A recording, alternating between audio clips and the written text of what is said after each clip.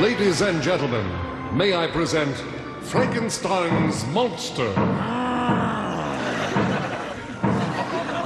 He waited 55 years for the doctor to create his bride. Now, he'd like you to meet her.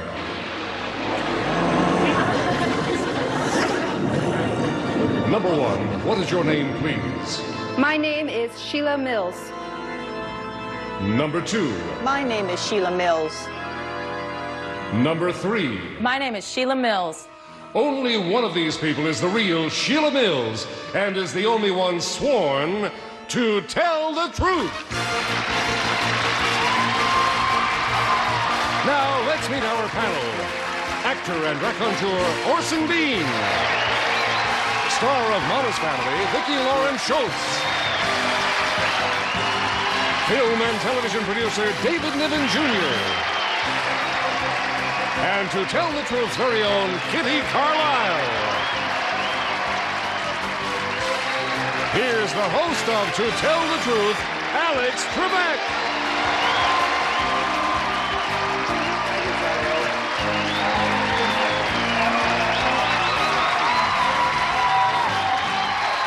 Thank you, ladies and gentlemen, and welcome to our show. Good morning, panel. Right now, I want to get to this first story represented by our first team of challengers, all three of whom claim to be Sheila Mills. I, Sheila Mills, just got married. My new husband plays Frankenstein at Universal Studios in Hollywood, and I play his bride. But unlike the movie Bride, I really fell in love with the monster. So we decided to marry. We invited our friends to the wedding ceremony. The Mummy, the Hunchback, the Invisible Man, the Wolf Man, the Phantom of the Opera, and the best man. That was Count Dracula. My father, dressed as Dr. Pretorius, the Mad Doctor, gave me away. A severed hand held the wedding ring. The groom looked handsome in chains, and I wore a dead snake garter. We exchanged I-do's, but it was a little too late to say till death do us part. We came to life after a hearse whisked us away on our honeymoon, and it's signed Sheila Mills.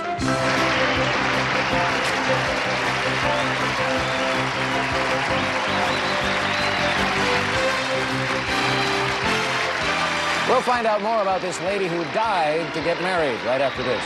Stay tuned. More Halloween thrills and chills to come on Boozer. Welcome back, ladies and gentlemen. All right, panel, these three women all claim to be the bride of Frankenstein, Sheila Mills. Kitty, would you start the questioning, please? Thank you. Number one, is it true that Frankenstein didn't have a wife until you came along? True.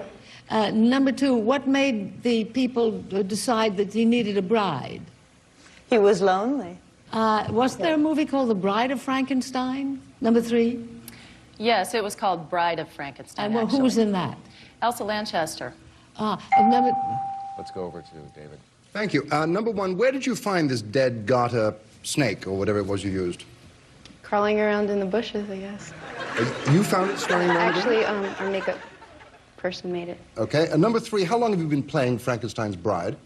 I've been doing that about 2 years. I've actually been at Universal about 4, but I've been doing the bride for the last 2. And how... Vicki, over to you. Number one, where was the wedding held? It was on the original set, Court of Miracles, of Frankenstein in the lower lot at Universal Studios. And number two, what did you have to do to reserve this? Well, they checked with the tower, the people in charge, and they thought it was a great idea, and so they let us go ahead with it. And then we held a second wedding up in the tour itself for our real friends. Number three, how long have you been married? Been married almost 4 months now. We got married December 15th. And Orson is waiting to talk to the bride of Frankenstein. Thank you very much. Number one, now, did you screech on your wedding night? I remember in...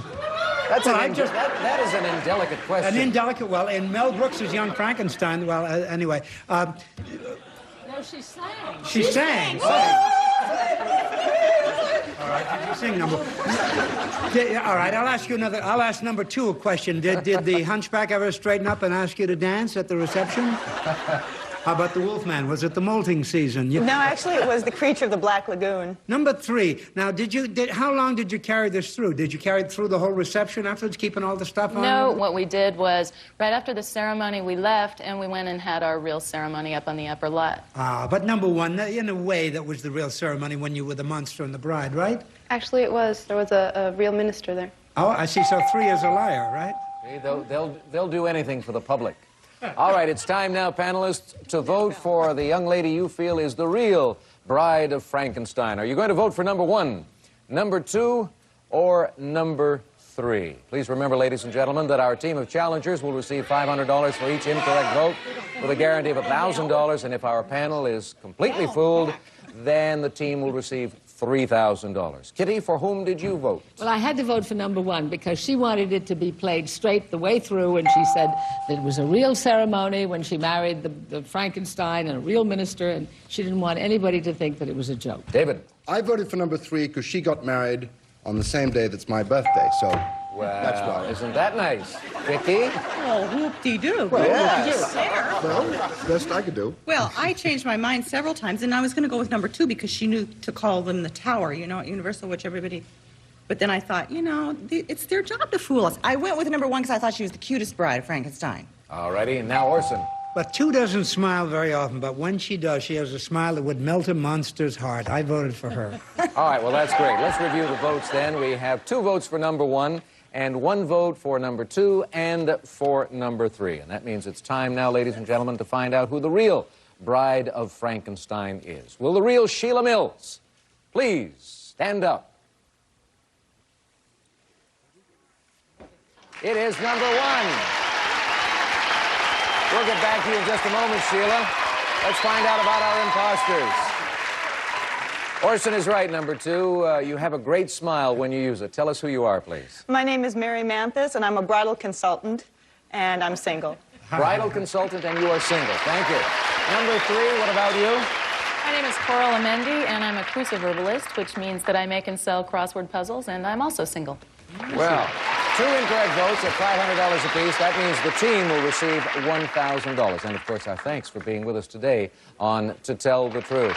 Sheila, let's meet your husband. Let's bring Frankenstein out here.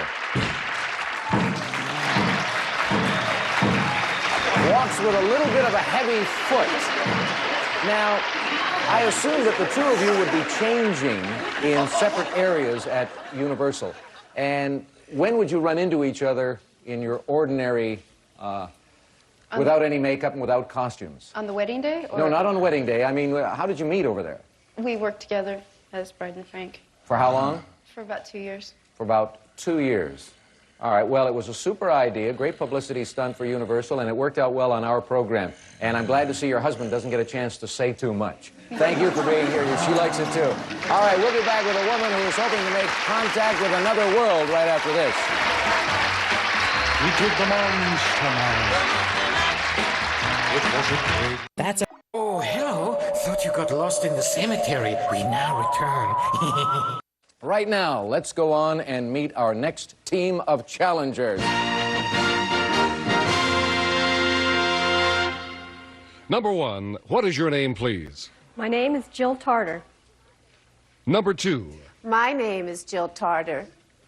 Number 3. My name is Jill Tarter. Panel, it's up to you to locate the real Jill Tarter. Here is her story. I, Jill Tarter, am trying to answer the age-old question, are we alone in the universe? I'm the lead scientist of a NASA project searching for evidence of intelligent life on other planets. We use radio telescopes to scan the heavens, hoping to tune in on extraterrestrial broadcasts. Our radio and television signals can now be heard from as far away as 50 light years in space. Who's to say that if our signals can be heard, perhaps other intelligent civilizations may be trying to reach us? Even if we don't find what we're hoping to find, the research will not have been in vain. It may well inspire future generations to keep trying. In the meantime, if you hear from E.T., please call NASA. Signed, Jill Tarter.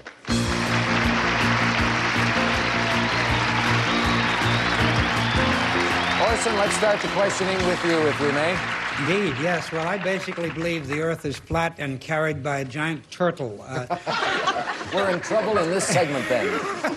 Number 2, isn't it frustrating to constantly send out messages and not get an answer? We don't know for certainty that we haven't got an answer, and that's why this project is being undertaken. We want to be able to analyze data and make sure that that we can find true data. Number 3, what are you going to do if you finally get a response and the guy ain't home, you get an answering machine or something? In other words, how are you going to know? How are you going to be able to speak to this intelligent life? Are there certain things that you think we have in common with them? Well, I think that we probably have the laws of physics and chemistry in common with them. When we sent... Oh, you ran out of time before you got to ask number 1 a question. Vicki. Well, I'll ask her a question. Good for you. Just how big is this project, number 1? The project is based Jet Propulsion Laboratory here in Pasadena, in Mountain View, and West Virginia. Number 2, what are the taxpayers paying for this project? NASA has a budget, and this project costs less than 0.1% of the entire budget. Okay, and number 3, what do you say to the... Oh, I want to know what they say. David? Okay, number 3. I'll go for number 3 then. Number 3, what actually is a light year? A light year is the distance that light would travel in 1 year. And at number 2, what distance is that? A light year is a distance of 6 trillion miles. Number 1, what are you... Oh, I'm out of time already. Let's go down to this end now. Number Kitty. 1, do you believe in UFOs? Well, I do believe in... Number 3, have they been documented? No, there is no credible evidence No whatsoever. credible evidence. And number 3, isn't it true that as long as we have been able to imagine outer space and intelligent life, it's like Jules Verne, it must be there. Don't you believe that? I think that it's likely that there's life outside. Thank you. Number 2. We got some complicated responses from these challengers today. They didn't really respond as to exactly how much money was being spent on the project, had trouble getting the exact definition of a light year. But nevertheless, you have to vote right now for the lady you think is the one involved with NASA in this project. Is it number 1, number 2, or number 3? Orson, for whom did you cast your vote? Well, Vicki has the best definition of a light year, which is... It's the same as a regular year, but less calories. Ah, thank you. I voted for number 3. She looks efficient and like she could spend our money better than the other 2. I'm not sure that I remember why I voted for number 1. But excited you No, there was something number 2 said that threw me, and there was something number 3 said, but I can't remember anymore. I voted for number 1. It's not important that you remember. Good. Well, I found this a fascinating subject, but unfortunately we all got beeped so quickly we really couldn't get into the quite question. So I agree with Orson. Number 3 looks like a scientist. All righty. Kitty? Yes, number 3 gave the best answers, looks like a scientist, and she really believes there's something out there, and so do I. Good for you. All right, let's review the voting. 1 vote for number 1, none for number 2, 3 votes for number 3. Time now to find out who the real stargazer is. So would the real Jill Tarter please stand up? It is number 3, and 3 of our panelists were absolutely right. Have you heard anything that might be construed as being a message from intelligent life out there? Everyone who's tried to do this usually finds a signal. Most of the time we can show that it's our own terrestrial interference. But there are some unexplained signals out there. We've never been able to reacquire or verify them, so we don't believe them. I see. Well, that's really not unusual because there are a lot of television shows I watch that I can't verify and I can't figure out either. Well, let's find out about our imposters. Number 1, you earned a vote. Who are you, please, and what do you do? I'm Linda Gilbert. I'm a child psychologist. I work in Altadena, California. I see. Nice having you here. Number 2? I'm Phyllis Elowitz. I'm a mother of 3. I teach school and paint portraits. Well, it was a pleasure having you here today. There was just the 1 incorrect vote, and that means the team receives the guarantee of $1,000. And our thanks for being with us on To Tell the Truth. We'll be back to play one-on-one with somebody from the studio audience right after this. Next, it's a Halloween Family Feud double play with 2 families ready to slay their competition. Then more spooky feud. Stay tuned. Welcome back. Let's go into the audience now to find out who Charlie has for us to play one-on-one. And we have Lisa McDermott visiting us from Chino Hills, California. Welcome to our show. Hi, Lisa. You ready to win some money? Hi, yes, I am. All right, pay attention. I'm going to introduce a man who has 2 stories to tell. Ladies and gentlemen, please welcome Harley Spiller. Lisa, Harley's going to tell us 2 stories, only one of which happens to be true. You spot the true story, you win $500 in cash. Okay. Harley, what's your first story, please? I love Chinese food.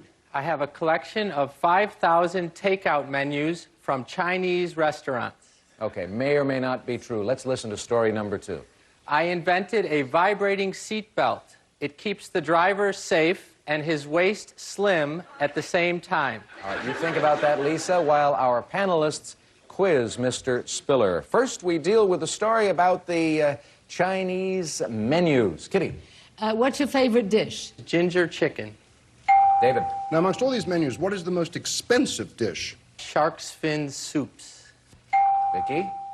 Have you eaten in all 5,000 of these, Harley? Maybe a quarter of them. That's $1,250. Orson? Very good, Alec. That's right. Do you ever live in fear that someone will break into your house at night and steal your collection of menus? I think it's maybe one of the only collections in the world with footprints on quite a few of them. Of course, if somebody stole the collection, Orson, they'd be back in a half hour for another collection. Stealing another. Let's go to the vibrating seatbelt story. Kitty. Sir, is it bad for your kidneys? No, it's very healthful all around. David. Now, do women or men prefer wearing this? Most of our customers so far have been Teamsters, cab drivers, truck drivers, which tend to be men. Guys who spend a lot of time behind the wheel. Vicky. Answers your question. Yeah. Where would one purchase one of these, Harley? They're available through the J.C. Whitney automobile catalogs.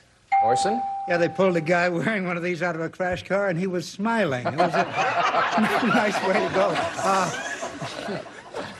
You don't have to worry about picking anybody up. Well, how much do you charge for this marvelous invention? They're $139 plus installation. Mercy. All right, sounds like a good price to me. All right, Lisa, you have heard the cross-examination. You tell me, does Harley collect Chinese menus, or did he invent the vibrating seatbelt? I believe he invented the seatbelt because he seemed to be more confident with his answers about the seatbelt. All right, well, let's find out right now. $500 at stake on this. Harley, what's your true story? To tell the truth, I collect menus. Oh, so you managed to fool Lisa. We do have a parting gift for you backstage, Lisa. Thank Sorry you. it couldn't be more. Harley, that's $1,000 for you. But let's take a look at some of these menus now. What's the most unusual menu that is part of your collection? Well, I have a menu from Smith's Food and Drug Center, which Food and drug? A food and drug store which also sells Chinese hot food to go. I've got a menu from Anchorage, Alaska, from Colonia Navarte, Mexico, and from other places, Hungary, China, around the world. All right, well, thank you for bringing all of these menus with us. And now, whenever we travel and go to a Chinese restaurant or get some takeout food, we'll know where to send our leftover menus. Please do. All righty, we'll be back right after this.